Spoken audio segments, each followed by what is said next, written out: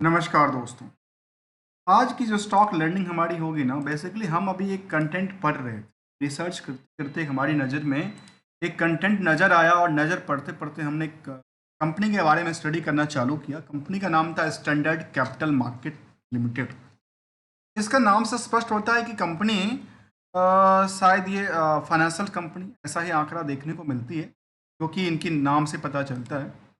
और कुछ latest sentimental आया था, 2 दिन पहले की बात है, 25 तारीख का अपडेट आया था कंपनी। और वो अपडेट पे भी चर्चा करेंगे, डीपली चर्चा करेंगे आखिर इस स्टॉक को लेकर के। जो कहा गया कि 2 रुपए के आसपास की ये स्टॉक है, वो आने वाले समय मल्टी बैगर साबित हो सकता है। अब आखिर क्या इस स्टॉक में हुआ, जो पिछले 6 महीने से तो गिरता जा रहा है, और आज के टाइम में ये सिचुएशन क्या बदलने वाली है क्या, और मल्टी बैगर क्या यहाँ इनका बॉटम लाइन के आसपास खड़ी होकर क्या स्विंग, यहाँ से स्विंग करने वाली है। और ऐसा है तो मैं एक बात को जरा ध्यान आकर्षित करना चाहूंगा। भाई, प्रमोटर फिर से अपनी स्टेक को बेच क्यों रहे हैं? जब कंपनी मल्टी बैगर है, कारोबार मल्टी बैगर है, तो प्रमोटर्स कहाँ जा रहे हैं? प्रमोटर क्या शिफ्ट करके कहीं शिफ्ट कर रहे हैं? शायद लगता है कि प्रमोटर अपने ग्रुप से शिफ्ट करके पब्लिक ग्रुप में ट्रांसफर कर रहा है। ऐसा ही डेटा की बात कर रहा हूँ, जो डेटा हमारे सामने दिखता है। अब दोस्तों, आपको कुछ कमेंट्स हो तो आप मुझे बिल्कुल बताना। इसके अलावा की बात करें कंपनी में, तो कुछ और चीज़ को लेते हैं, और जहाँ पे देखा गया कंपनी में जो कहती है कि अच्छी खासी ग्रो लेवल थी। चलिए हम थोड़ा और पार्ट को चलते हैं। 1 साल पहले के डेटा भी ले लेते हैं। 1 साल पहले के डेटा में कंपनी में एक उछाल आई थी, एक स्विंग आया था। अब यहाँ पे पोजीशन क्या हुआ, जो मार्केट में यदि प्राइस की बात करूँ तो 25 पैसा का स्टॉक करीब 2 रुपये के आसपास बार में सेम डे की बात करूँ तो यहाँ पे 27 दिसंबर का टाइम फ्रेम था, और ये 29 दिसंबर का टाइम फ्रेम। अर्थात कुछ तो बड़ा हुआ था। अब क्या अपने स्टॉक को क्या क्लीन ऑफ किया, क्या उसने अपने नंबर को चेंज कर लिया, ऐसा कुछ आंकड़ा। चलिए इसको भी हम एक डीपली की तरफ जानने का प्रयास। अब कहना चाहते हैं कंपनी को लेकर, पिछले 5 साल में तो कहती है कंपनी जो हम कितने % का रिटर्न बनाते हैं। नियरली क्या कहा जाए तो कंपनी को लेकर के यहाँ पे परसेंटेज की बात करूँ तो कुछ ऐसा परसेंटेज नहीं था, लेकिन पिछले 1 साल में 800% से ज़्यादा की उछाल बनाती है, जो एज ऑन टाइम डेटा की बात। अब चलिए 2 रुपये से कम के स्टॉक की चर्चा करते हैं कंपनी को लेकर। दोस्तों, कंपनी के वेबसाइट्स पर जब हम विजिट करते हैं तो कंपनी कंप्लीटली जो फाइनेंशियल सर्विस प्रोवाइड करने वाली कंपनी है, जो लोन देती है एनबीएफसी में, आरबीआई से रजिस्टर्ड है, और जहाँ पे personal loan, gold loan, syndications bank loans की बात करें, वर्किंग कैपिटल लोन, ये सब कंपनियां प्रोवाइड करती है। कहती है ट्रस्टेड बाय द 100+ सेटिस्फैक्ट्री। ये मुझे एक बात समझ नहीं आती है। ठीक है, पता है क्या समझ नहीं है? जो कंपनी 1987 में बनी, वो अभी तक 1000 कस्टमर के पास ही टिकी पड़ी है, या इसको लाख कस्टमर कर देना चाहिए? थोड़ा दिखावा के लिए तो शायद लाख कर ही सकता था ना, आसानी से कर सकता था, क्योंकि भाई 87 से कंपनी चल रही है, तो लाख तो होना चाहिए था। चलिए, जो है वो है। अब हम आंकड़ा पे चलते हैं, जहां पे हम लोगों ने देखा आज के ट्रेडिंग सेशन में, तो मार्केट 10% के साथ उछाल किया कंपनी। किस सेंटिमेंटल पे? सेंटिमेंटल की बात करो तो लास्ट 2-3 दिन के सेंटिमेंटल ऐसा कहता होगा। कैसे कहता है? तो लास्ट 2-3 दिन का, 5 दिन का डाटा देख लीजिए। लास्ट केवल 5 दिन के डेटा को मैं लेता हूँ, और 5 दिन के डेटा में जो मार्केट में लगातार सेम प्राइस जोन के आसपास ट्रेडिंग चल रही थी कंपनी को लेकर के, इसका अपडेट कब आती है? 25 तारीख को अपडेट आती है। 26 को मार्केट 1 रुपये के बदला जंप करके 1 रुपया 52 पैसा हो जाता है। कहाँ से? एक करीब 1.5 रुपये के आसपास, 1 रुपये 39 पैसा के आसपास था, तो मार्केट ने एक हाई पे टच किया। और यही आंकड़ा निकल के आती है, जहाँ पे 26 को ये ऐसा डेटा निकल के आती है, और 25 को डेटा निकल के आए थे। सब 25 को, 26 को कुछ किया नहीं, 27 को उन्होंने हायर टू हायर को टच कर लिया 10% के सर्किट के। अब कुछ बातें और समझना जरूरी है। अब कंपनी जो अपडेट लेके आई, उस अपडेट में क्या कहती है? कंपनी ने अपडेट में कहती है जो हम क्या करने वाले हैं, कहते हैं standard capital expand green energy fundings. चलिए, अच्छी बात है। ग्रीन एनर्जी पर सारे के सारे दुनिया चल रही है आजकल, और सब पीछे भाग रहे हैं। और हमने इस पर एक हमारी स्टडी भी है, अब मुझे शायद आपने नहीं देखा हो तो देख लीजिएगा। हमने कहा था कि सोलर जो सेक्टर है ना, खास करके सोलर सेक्टर मान लिए, ग्रीन एनर्जी सेक्टर मानिए, जो कि सोना और जो हीरा है उसके जो इन्वेस्टमेंट है ना उससे कई गुना की रफ्तार से चल सकती है। अब यहाँ पे कंपनी ने जो बात किया उसके बारे में चर्चा करते हैं और ये कहती है कि यहाँ पे फंडिंग जीरो कॉस्ट ईएमआई। तो मुझे एक बात समझ नहीं आई, यदि जीरो कॉस्ट ईएमआई की बात करें क्या इन्होंने प्रोसेसिंग फीस को कम बंद किया है या इंटरेस्ट रेट बंद किया है? कहती है zero cost EMI for project in the school and residential societies. ये जो कंपनियां कामकाज करती होगी उनके लिए हम प्रोजेक्ट को लेकर के ये फंडिंग देंगे, ऐसा आंकड़ा कहती है। ये कहते और कहते हैं हम एक्सपेंड करने वाले हैं। कहती है तो कंपनी एक्सपेंड कितनी करने वाली है, क्योंकि इसका वो भी देखना चाहिए जो मार्केट कैप कितने की है और कितना इन्होंने करने की प्लान कर रखी। ये कंपनी कहती है नॉन बैंकिंग कंपनी थी और कहती है तो हम रिन्यूएबल एनर्जी के सेक्टर में and electric vehicle mobility solution को लेकर के अक्रॉस इंडिया में, एक ही बार में पूरा इंडिया की बात कर रहा है। Initiative will the focus on the helping companies जो इम्प्लीमेंट करती है ग्रीन एनर्जी सोल्यूशन को लेकर के उनको ये लोन प्रोवाइड करेगी। और कहती है कंपनी 2023 के दौरान में उन्होंने 68 gigawatt solar capacity already install करवा चुका है 23 के दौरान। और इनकी जो कहती है जो push to the part of the country largest goal to achieve 500 gigawatt of the renewable energy और कैपेसिटी 23 तक बात। मुझे कुछ बातें पर थोड़ा सा डाउटफुल होता है, पता है डाउट बात इस पे है मार्केट में, जब प्रमोटर्स इतने अच्छे काम कर रहे थे प्रमोटर फिर शिफ्ट कहाँ कर रहे हैं? प्रमोटर को बिजनेस अच्छा नहीं लग रहा है क्या या काम नहीं कर पा रहे? चलिए अच्छी बात है जो कैपिटल उन्होंने अब ईएमआई की बात कही हमें समझ नहीं आया कि उन्होंने ईएमआई की कॉस्ट में क्या कन्वर्ट करने की कॉस्ट कम कर रहे हैं या फिर इंटरेस्ट ही फ्री देने वाले हैं, ये तो देखने वाली बात होगी। यहाँ पे बुक वैल्यू ₹1.10, इंटरेस्टिक वैल्यू ₹1.30। फिलहाल करंट प्राइस जंप किया ₹1.52 के आसपास गया, हायर टू हायर ₹3.52 तक था। कब था? साल के स्टार्टिंग में। आज के टाइम में देखने को लगा 1.52 पे है, लेकिन बॉटम में 1.35 तक उन्होंने टच किया। जहाँ पे बाकी कंपनियों में 23x का भीड़ लगा हुआ है अर्निंग पर शेयर की, वहाँ पे 20 का भीड़ क्या, मतलब ये यहाँ से ओवर वेटेज हो चुका है पहले से। अब समझने वाली बात है प्रमोटर्स होल्डिंग केवल 14%। यहाँ पे करंट रेशियो कुछ भी आंकड़ा नहीं कहता, लेकिन डेट टू इक्विटी के बारे में कहता है 1.54। इसलिए हो सकता है क्योंकि ये कंपनी काम क्या करती है, कंपनी लोन देने का काम करती है, तो लोन के लिए लोन इन्होंने लिया होगा। हो सकता है जहाँ पे आरओसी का करीब 8%, आरओई की बात करीब 6% के आसपास की बात कहता है। डिविडेंड का कोई ट्रैक रिकॉर्ड नहीं। जो कंपनी 87 जो चल रहे अपने निवेशकों को दिया क्या, ये चर्चा भी जरूरी है। अब चलिए मार्केट क्या पूरे के पूरे 263 करोड़। कंपनी के पास कितने कैश पड़े हुए हैं तो ये इतनी बड़ी प्रोजेक्ट लेके आ रही है?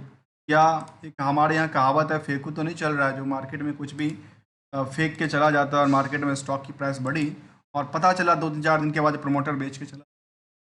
चलिए कोई बात नहीं, हम इसको समझने के प्रयास करते हैं, इसके फंडामेंटल की तरफ स्ट्रेटजी करने का प्रयास करते हैं। कहती है इसको लेकर देखा जाए मार्केट में बड़ी न्यूज चल रही थी, ठीक है, ये कंपनी के बारे में न्यूज चलती, multi bagger penny stock suffer to locked in the 10% upper circuit, और 2 के आसपास के अंदर जो वैल्यू था वो 10% हाई कर गई। कहती है expand into the green energy sector में for into growing EV market को लेकर कंपनी कामकाज करेगी। इसका ढेर सारा इन्होंने आर्टिकल चल रही है फिलहाल। अब यहाँ पे देखा गया कंपनी को लेकर, यदि हम देखें इसको क्वार्टर ऑन क्वार्टर बेसिस पे तो हमारे सामने दिखता है अच्छा ये तो नियर अबाउट लगता है कि सेम है, थोड़ा सा अच्छा उछलता हुआ नजर आता है। यहाँ पे 3% के आसपास देखें, जबकि पिछले क्वार्टर से देखें तो कहते हैं अच्छा बड़ी गिरावट है। जब गिरावट थी तो भाई इसमें 34% तक की नेट प्रॉफिट मार्जिन की गिरावट दर्ज करती है। किसमें? क्यू और क्यू के बेसिस, वाई के बेसिस पे। यदि क्यू और क्यू बेसिस पे देखें तो शायद काफ़ी डिफरेंस निकल के आते। अब ईयर बेसिस देखा तो 23 में कंपनी 23 के बाद की डेटा निकल के आती है, 20 का भी डेटा था। 23 में इनका सेल्स लगातार बढ़ी है, उसमें कोई कमी नहीं थी। जब बढ़ी तो कंपेरेटिव बिजनेस काफ़ी ज़्यादा ग्रोथ किया और ग्रोथ के दरमियान ये देखा कि 258% तक की ग्रो करती है और नियर अबाउट इनका जो नेट प्रॉफिट मार्जिन था उसमें 14% तक की ग्रो लेवल बनी है। यह तो ठीक है। क्या ट्रेंडिंग व्यू भी ऐसा कहता है क्या इसको? चलिए इसको भी हम एक नज़र डालने की प्रयास करें। कंपनी क्वार्टरली रिजल्ट फाइल करती है और इसमें देखने को मिला कि इनके पास जो कंसोलिडेटेड डेटा था ना, वो केवल और केवल दो डेटा मार्च 24 और जून का दो डेटा देखने को मिलती है। इन दोनों में क्या हुआ? सेल्स लेकर कहती है गिरावट हुई, ऑपरेटिंग प्रॉफिट लेकर कहती है इंक्रीज किया, प्रॉफिट को लेकर कहती है तो गिरावट हुई। किसके वजह से? तो यहाँ पे इंटरेस्ट का पार्ट उतना ही था, इंटरेस्ट का पार्ट उतना ही था, फिर दिक्कत दिक्कत कहाँ आई? तो दिक्कत कहती है इनके पास कहाँ से आ रही?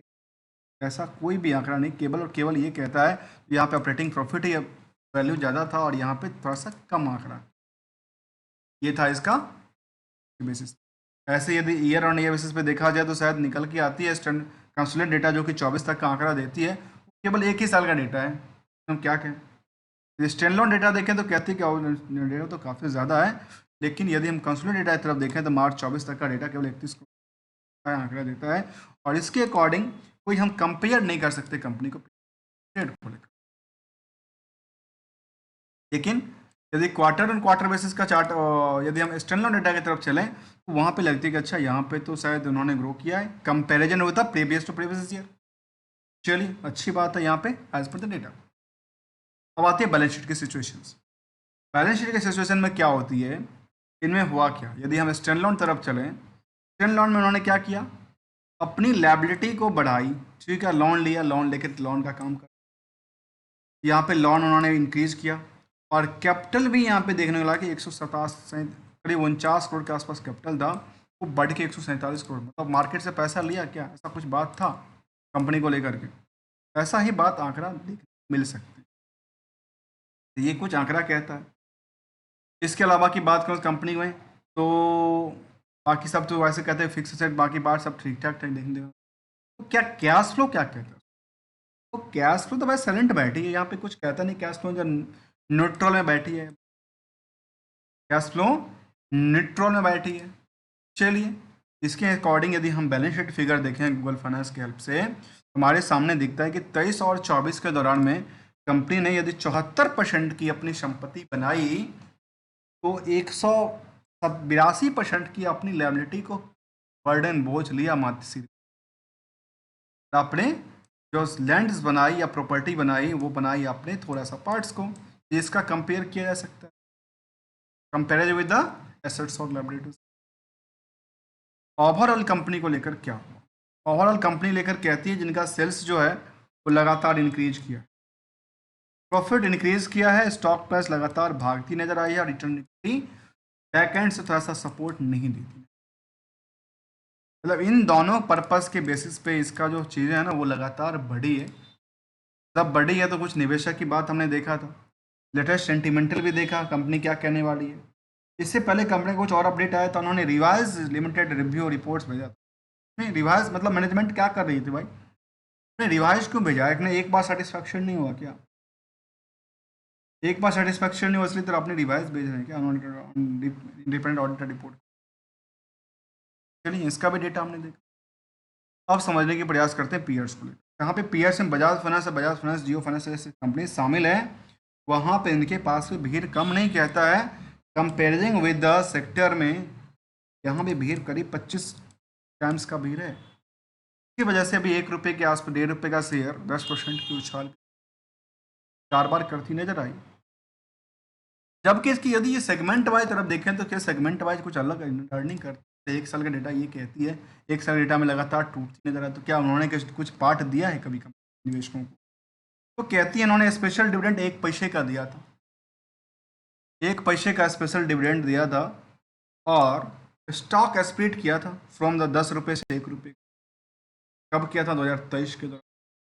उससे पहले कंपनी ने बोनस भी दिया था, एक के बदले 2 बोनस दिया था 2023 के दौरान। 24 में केवल 1 पैसे का डिविडेंड देती है। यदि कंपेयर करें किससे, कंपेयरिंग विद द किससे, फेस वैल्यू से कितना परसेंट हो गया? ये 1 रुपये का 1 पैसा देता है जी, 1% की डिविडेंड पे करती है, 7% की अर्निंग करती है और 26 टन का बिल लगा, ये कुछ आंकड़ा दिखाती है। इसके अलावा की बात करूं तो कंपनी को लेकर के, कंपनी को लेकर के कुछ और आंकड़ा देखें, सामने निकल के आती है कंपनी के पास। यदि पिछले 5 साल के डेटा की तरफ देखा जाए तो कहती है अच्छी खासी जम दिया कंपेरिजन विद द किसका, सेंसेक्स पार्ट। वॉल्यूम लगातार अच्छी खासी मार्केट में आई खरीदने बेचने को लेकर के, ये उसका कुछ फैक्ट समझने के प्रयास कर रहे थे। हो सकता है मार्केट में अच्छी ग्रोथ लेके आए, लेकिन क्या कहना चाहिए, इसके एनालिसिस पार्ट कहती है जो कंपनी द गुड क्वार्टर की बात करती है, delivery in the good profit growth की बात करती है, स्टॉक प्राइस। अब यहाँ पे डिक्रीज की बात करती है, प्रमोटर हमेशा डिक्रीज, प्रमोटर होल्डिंग लो कहती है, और लास्ट इक्विटी जो रिटर्न ऑन इक्विटी की बात करती है लो करती है, कैपिटल इंटरेस्ट कॉस्ट की बात करती नजर आई है, जो कि इनका स्टैंडअलोन डेटा, सॉरी तो इनका ओवरऑल डेटा की बात हमने देखा। ओवरऑल डेटा में एक साल में कंपनी में क्या हुआ, पिछले 6 महीने से लगातार गिरती नजर आई। अब यहाँ पे आकर के सीधा सीधा 10% का उन्होंने सर्किट लगाया, और इससे पहले एक ही बार नहीं कई बार हुआ है, लेकिन सस्टेन नहीं कर रही है। यदि मार्केट ओवर साइड चले तो फिर सस्टेनिटी की बात हो सकती है, अदरवाइज यहाँ पे देखने को तो मिलती नजर नहीं आती चार्ट में। यहाँ वॉल्यूम तो लगातार आ रही है, क्या लगता है यहाँ पे सस्टेन करती नजर आ रही है पिछले 6 महीने से, कह सकते हैं रेजिस्टेंस और सपोर्टिंग जोन में बहुत दिनों से ट्रेड कर रहा है, बहुत दिनों से एक ही जोन में ट्रेड कर रहा था, लेकिन ट्रेड इनका जो था वो कह सकते हैं थोड़ा सा कम पार्ट देखने को मिला था कंपेरिजन विद द एज पर द वॉल्यूम वाइज। दोस्तों किसी भी स्टॉक को लेकर के हमारी तरफ से किसी भी स्टॉक, किसी फाइनेंशियल प्रोडक्ट, हमारी तरफ से कोई भी ट्रेडिंग्स का ना कोई एडवाइजरी की एडवाइस होती है, ओनली एज ए लर्नर। यदि हमारे इस लर्निंग्स पॉइंट ऑफ व्यू में कुछ अच्छा को सब्सक्राइब, वीडियो को लाइक कर सकते हैं और ज्वाइन बटन भी क्लिक करके सपोर्ट कर सकते हैं, जहाँ पे बेटर लर्निंग अवेयरनेस से हम जुड़े रहे। मिलते हैं कुछ नई स्टडी के साथ, न्यू कंपनी के साथ, तब तक के लिए thank you so much for joining here दोस्तों।